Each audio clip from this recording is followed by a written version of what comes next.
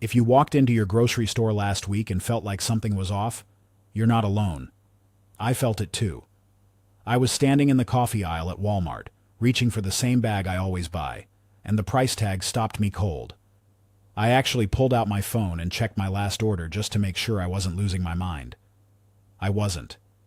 That bag had jumped almost $4 in less than 2 months.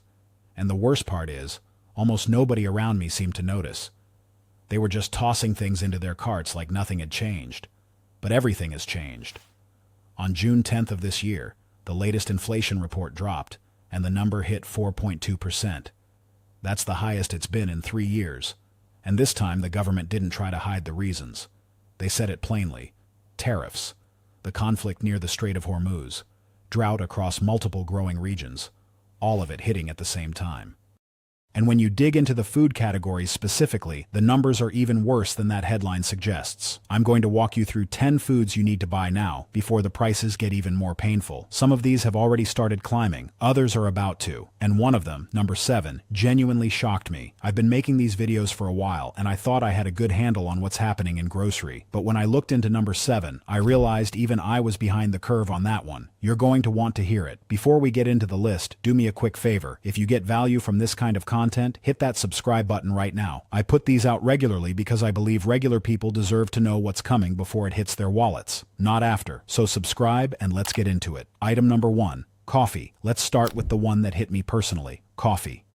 If you drink it every morning like I do, you already feel this one. But here's what most people don't know. The United States just slapped a 50% tariff on Brazilian coffee imports. Brazil supplies roughly a third of the world's coffee. That's not some small supplier we're talking about. That's the backbone of the global coffee market. Year over year, coffee prices are up about 21%. And that number is from the June report. It doesn't even fully reflect what's still in the pipeline. Roasters who locked in contracts earlier this year are starting to see those contracts expire. When they go to renegotiate, they're facing the new tariff math. That means the prices you see on the shelf right now are not the final prices. They're the in-between prices. I talked to a friend who manages inventory for a regional grocery chain. He told me they've already been warned by 2 of their major coffee suppliers that another round of increases is coming before August.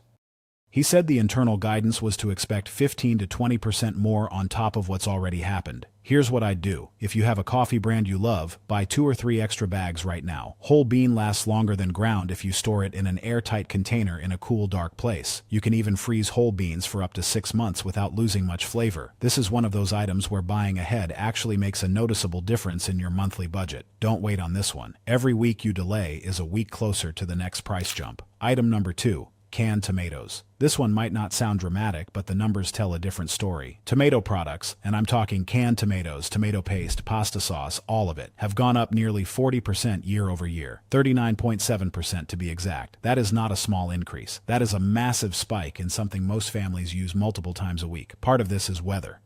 Growing regions in California and parts of Mexico had brutal conditions this past season. But the bigger driver is what's happening overseas. A huge portion of processed tomato products, the kind that end up in cans and jars, come from Italy and other Mediterranean countries. And those imports are now sitting under tariff pressure that has completely changed the math for importers. I checked prices at 3 different stores last month. A 28-ounce can of crushed tomatoes that I used to buy for $1.69 was now $2.49 at one store and $2.79 at another. That's a product I use almost every week for cooking. Multiply that across a year and you're talking about real money. Stock up on canned tomatoes now. They last 2 to 3 years on the shelf easily. Grab a case if your store has them. Store brands are fine. This is one of the easiest items to buy in bulk because it doesn't go bad, it doesn't take up freezer space, and you will use it.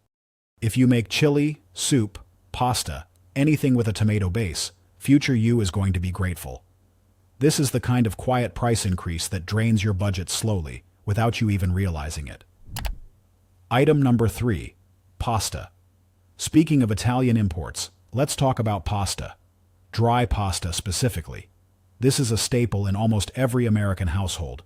It's cheap, it's versatile, kids eat it, adults eat it. It stretches a meal like almost nothing else can. And it's about to get significantly more expensive. The current tariff rate on Italian imports is staggering. We're talking about rates that in some categories are approaching 107%. Let that sink in. A product that costs $1 to import now effectively costs over $2 before it even reaches a distributor. That cost doesn't just vanish. It gets passed straight to you. Now yes, there's domestic pasta production. But here's the thing most people don't think about. Even domestic producers rely on durum wheat, and durum wheat prices have been climbing because of drought conditions in the northern plains and parts of Canada. So whether the pasta is imported or domestic, the pressure is coming from both sides. I went to Costco 2 weeks ago and bought 4 boxes of their Kirkland brand spaghetti. It was still reasonably priced, but the unit price had already crept up from where it was 6 months ago. I also grabbed a few boxes of penne and rotini. Dry pasta stored in a cool dry place lasts practically forever. There's almost no reason not to have extra on hand. If you eat pasta even once a week, buy a few extra boxes every time you shop for the next month. You'll barely notice the cost now, but you'll definitely notice if you don't, and prices jump another 20 or 30% by fall. Item number 4. Olive oil. Olive oil has been a slow-motion crisis for over 2 years now, and it's only getting worse. If you've picked up a bottle recently, you already know. What used to be a $6 or $7 bottle is now $12, $15, sometimes even $18, depending on the brand and the store. The Mediterranean drought has devastated olive harvests in Spain, Italy, and Greece for consecutive seasons. Spain alone produces nearly half the world's olive oil, and their output has dropped dramatically. On top of the supply shortage, those same tariffs hitting Italian goods are compounding the cost of European olive oil entering the U.S. market. I used to buy extra virgin olive oil without even looking at the price. It was just something I always had in the kitchen. Now I look, and I've started being much more strategic about it. I bought 2 large bottles from Costco last month, and I'm treating them like they're precious because honestly, they kind of are right now. Here's my advice. If you see a good price on olive oil, buy an extra bottle. Store it in a dark cabinet away from heat. It'll keep for about 18 to 24 months unopened. And if you want to stretch your supply, use olive oil for finishing and flavor, and switch to avocado oil, or even canola for high heat cooking, where you won't taste the difference anyway. This is one of those items where the people who bought early are going to feel very smart 6 months from now. Item number 5. Rice is the most consumed grain on the planet, and right now the global rice market is under serious stress. India, which is the world's largest rice exporter, has maintained export restrictions on several categories of rice for over a year now. That alone has tightened supply worldwide. Add to that the rising cost of fuel and fertilizer driven by the conflict near the Strait of Hormuz. A significant percentage of global fertilizer shipments pass through that corridor. When shipping gets disrupted or insurance costs spike, those increases ripple through every crop that depends on synthetic fertilizer. Rice is one of them. I noticed this at my local Asian grocery store before I noticed it anywhere else. The 25-pound bags of jasmine rice that I used to buy for around $18 were suddenly $26, then $28. I asked the owner about it and he just shook his head and said his wholesale costs had gone up 3 times since January. Buy rice now if you have the storage space. A 25-pound bag stored in a sealed container in a cool, dry area will last you a very long time. White rice in particular has an incredibly long shelf life. Some preppers store it for years. You don't need to go that far, but having an extra bag or 2 in the pantry is just common sense at this point. Rice is one of those foundations of a budget-friendly kitchen. When the foundation gets more expensive, everything built on top of it costs more too. Item number 6. Eggs have been on a roller coaster for the past few years, and just when people thought prices were stabilizing, they started climbing again. Avian flu outbreaks continue to disrupt flocks across multiple states. Every time a facility gets hit, millions of birds are culled, and it takes months to rebuild that production capacity. On top of the supply disruptions, feed costs are rising. Corn and soy, the 2 main components of poultry feed, are both more expensive thanks to a combination of drought, fuel costs, and global demand shifts. When it costs more to feed the chickens, it costs more to buy the eggs. It's that simple. I remember earlier this year when egg prices briefly dipped and everyone thought the crisis was over. I didn't buy it. I've been watching this closely enough to know that the underlying problems hadn't been solved. The flock sizes hadn't fully recovered. The feed costs hadn't come down. It was a temporary dip, not a trend reversal.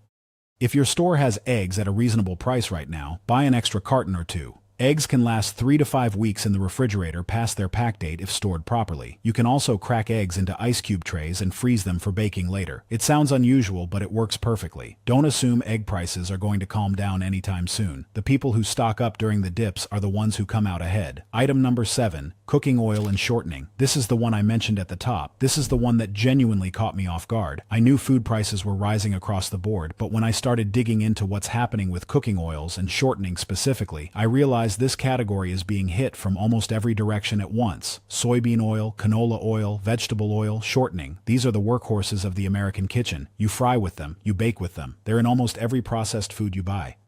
And right now, the cost inputs for all of them are surging. The Strait of Hormuz situation is driving up fuel costs, which drives up the cost of farming, harvesting, and transporting oilseed crops. Drought conditions in key growing regions are reducing yields, and global demand for these oils, particularly from the biofuel sector, is competing directly with food use. Biofuel mandates mean that a growing percentage of soybean and canola crops are being diverted away from food production entirely. I looked at the price of a standard 48-ounce bottle of vegetable oil at 3 different retailers. Every single one had increased since March. One store had it up by almost $1.50 from where it was at the start of the year. And shortening, the kind you use for pie crusts and biscuits, had jumped even more in percentage terms because it was already a lower-priced item to begin with.